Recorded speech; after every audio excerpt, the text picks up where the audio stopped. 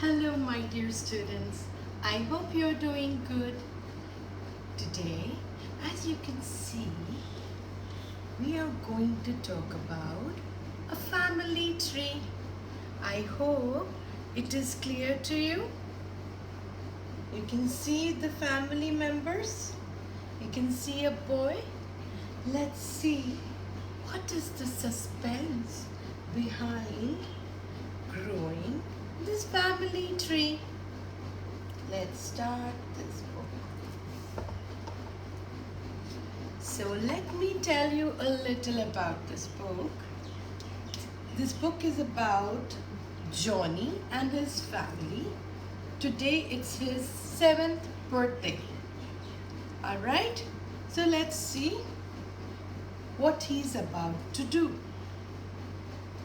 The family tree.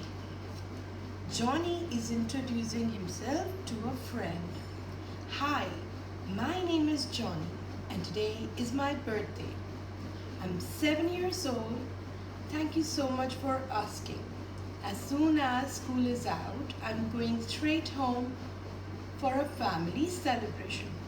We are big on birthdays in my family. So as soon as the day is over in the school, he comes out and he is very excited, as you can see. He wishes his grandpa and his dad. Hi grandpa, hi dad.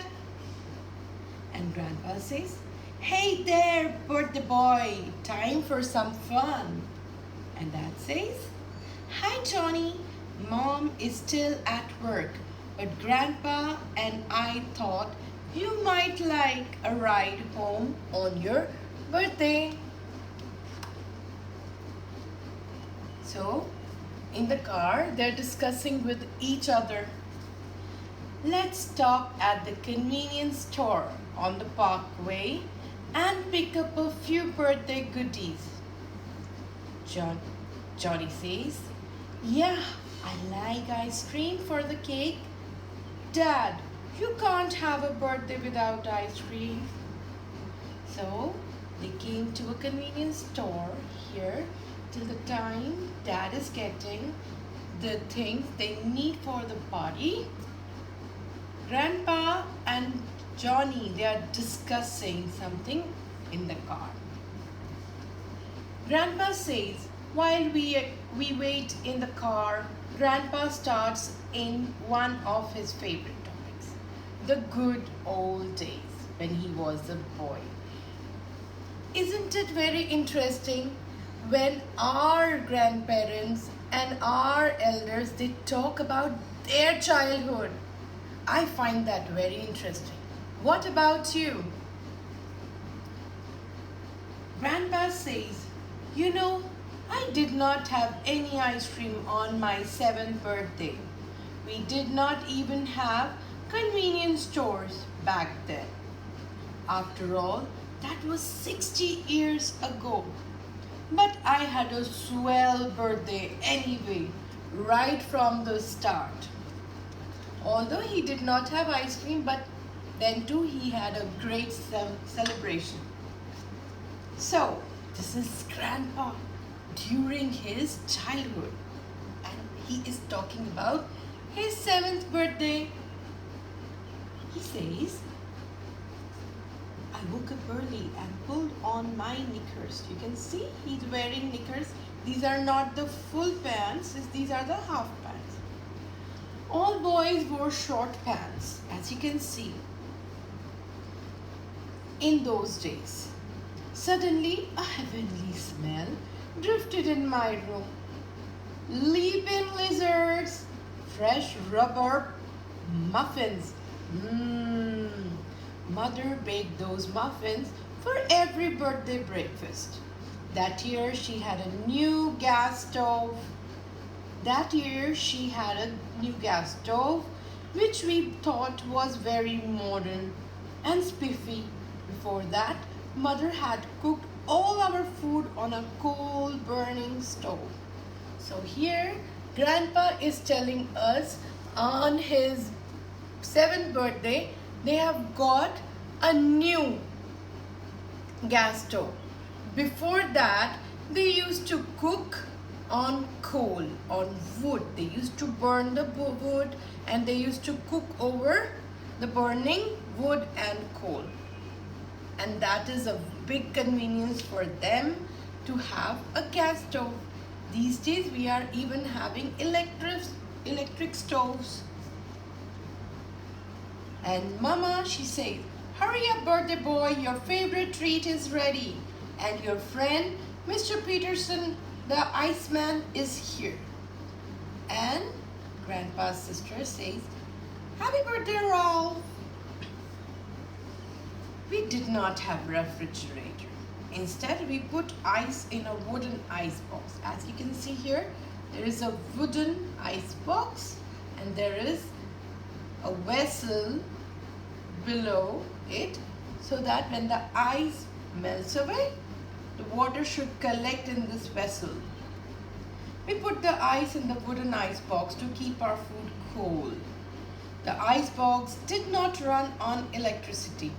It ran just on ice. When the ice melted, we had to buy a new block from the Iceman. I grabbed another muffin and ran outside to meet the Iceman. It was my job to tell him what size ice block we need. As usual, my little sister Vicky tagged along to give a carrot to Mr. Peterson's horse, Silver. So what is the name of the Iceman? Mr. Peterson. And what is the name of his horse? Silver. And what is the name of Ralph's sister? Yes, her name is Vicky. Very good. Let's see what's going on. All right. My birthday happened to fall on a wash day. So it was the wash day. Let's see what's a wash day.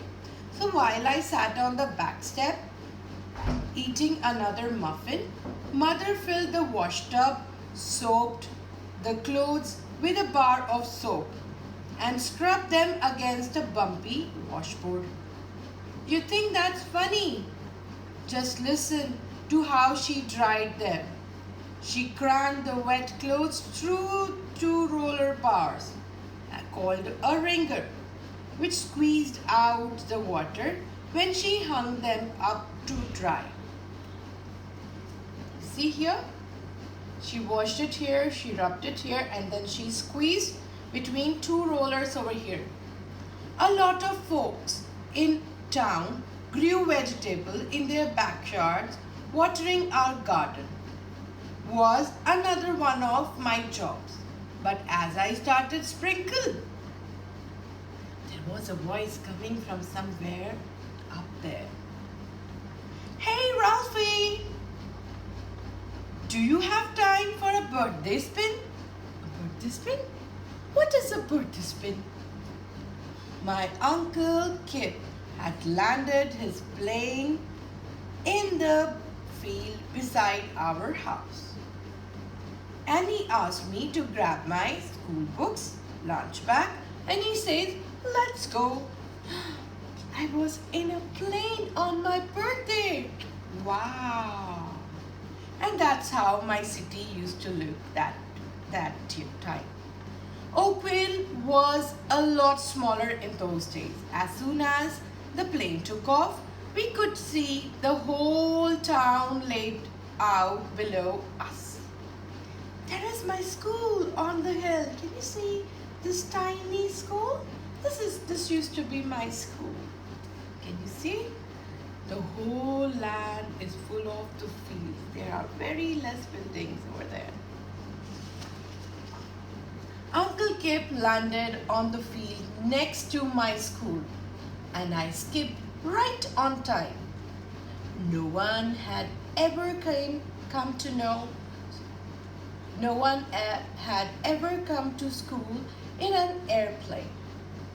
Miss Kilkenny wrapped her desk with a ruler. She wrapped her desk with a ruler to get attention.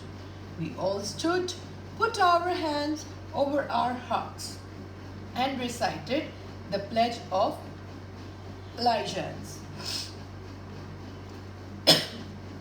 Then, instead of sitting down, my classmates sang, "Happy birthday!" Boy, my face was red. I was shy that time. Our first lesson of the day was always penmanship. Miss Kilkenny wrote some letters on the board and we copied them in our books over and over again, exactly as she did. Almost exactly well. We did not use pens like you have now. We used to have fountain pens, which had to be refilled with ink from a bottle. It was easy to make mess. After school, my pals Wally, Toby, and I stopped off the store to buy some penny candies with a birthday dime that Uncle Kip had given me. Back then, we did not have a shopping center or a mall. We had Hogan's store. You could buy just about anything at Hogan's.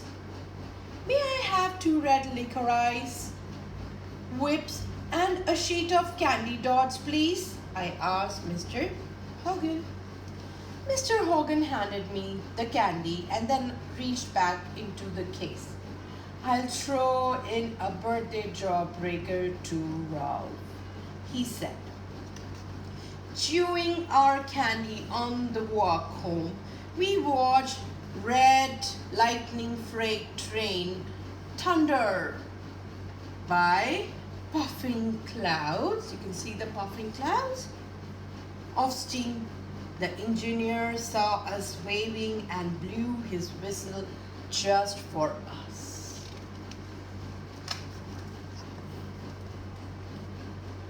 We did not have to be home for a little while, so we stopped to shoot marbles in the empty lot next to the train station.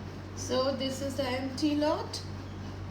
It was my day. I won back my favorite marble, a blue Aggie, a striped shooter that I used to hit the other marbles. I would lost it to Toby the week before. Then some older boys came by to play basketball. I did not have a glove, but they let me play anyway. How did I do? Well, I was not exactly Babe Ruth, the greatest ball player who ever lived, but I did get a hit. I was one happy 7-year-old. After the game, I ran all the way home to my house that is not home plate.